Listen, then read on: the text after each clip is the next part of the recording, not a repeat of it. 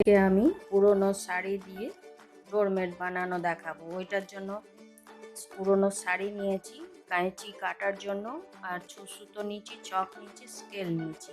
Hello বন্ধুরা, আমার channel সুচ&Sutoতে আপনাদের সকলকে স্বাগত জানিয়ে আজকের ভিডিও শুরু করছি। এই শাড়িটা থেকে আমি পট্টি কেটে রেখেছি। এই যে 4 4.5 ইঞ্চ করে পট্টি কেটে রেখেছি। 4 ইঞ্চ আছে, 4 ইঞ্চ করে পট্টি কেটে রেখেছি। পট্টিগুলোকে আমি এইভাবে একটু মুড়িয়ে নিচ্ছি, এইভাবে এদিক থেকে এইভাবে দিয়ে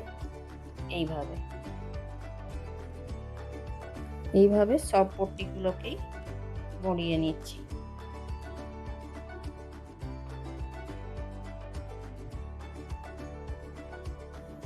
তিনটে মোড়ানোর পর এগুলো আমি একসাথে সুতো দিয়ে সেলাই করে নিচ্ছি।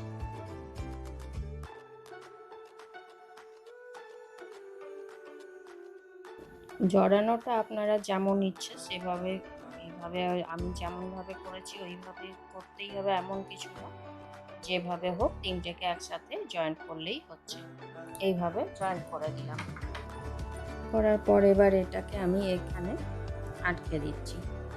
এটা আটকাচ্ছি, এটা আমি বেনুনির মতো করব, আমরা যেমন চুলের বেনি করি সেই রকমভাবে, সেই জন্য আটকালাম। আপনাদের যদি পিচবোর্ড না থাকে অন্য কোনো জায়গাতেও এটা সেফটি পিন দিয়ে আটকে দিতে পারবেন। এইভাবে আমি এটা বেনি করে নিচ্ছি।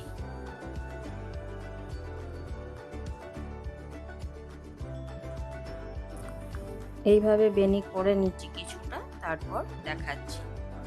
এইভাবে আমি কিছুটা রশির মতো বানিয়ে নিয়েছি। এবার এটা আমি কি করে ডোরমেট বানাবো সেটা দেখাচ্ছি। এটা রাউন্ড শেপেও বানানো যাবে, একটু লম্বা করে এইভাবে দিয়ে একটু লম্বাভাবে এইরকমও বানানো যাবে। তো এইভাবে আমি এটা রাউন্ড শেপে বানাচ্ছি। এটা সুতো দিয়ে সেলাই করে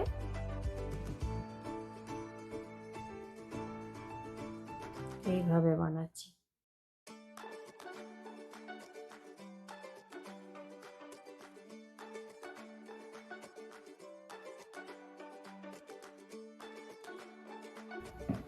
এটা আমি সুতো দিয়ে করছি। যাদের কাছে মেশিন নেই তারা এইভাবে করতে পারবেন, আর যাদের কাছে অলরেডি মেশিন আছে তারা এটা মেশিন দিয়েও সেলাই করে নিতে পারবেন।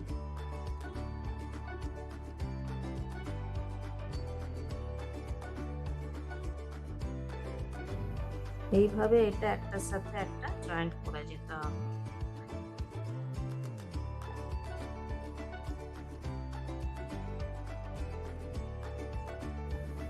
এইভাবে আমি এটা এরকম করে রাউন্ড করে করে যাব।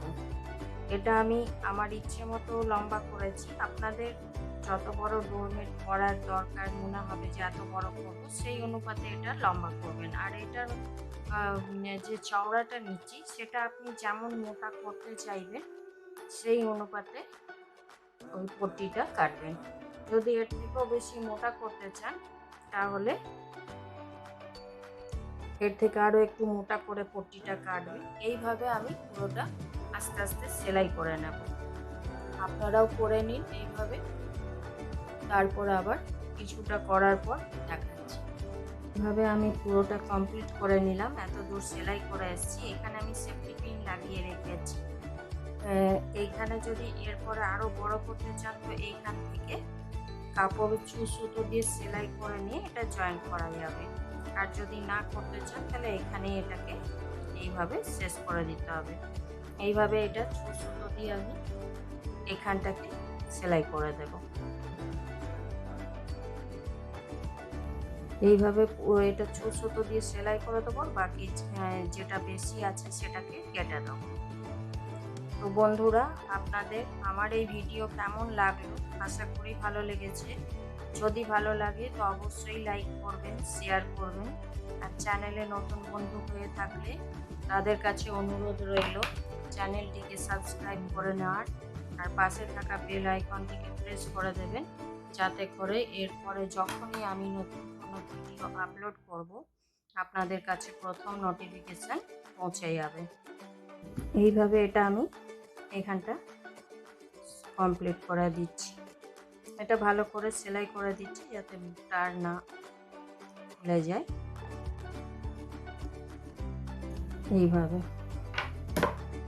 এরপর আমি এই বাকিটা একটু বাকি যে থাকলো সেটা সেলাই করে দেবো এইভাবে।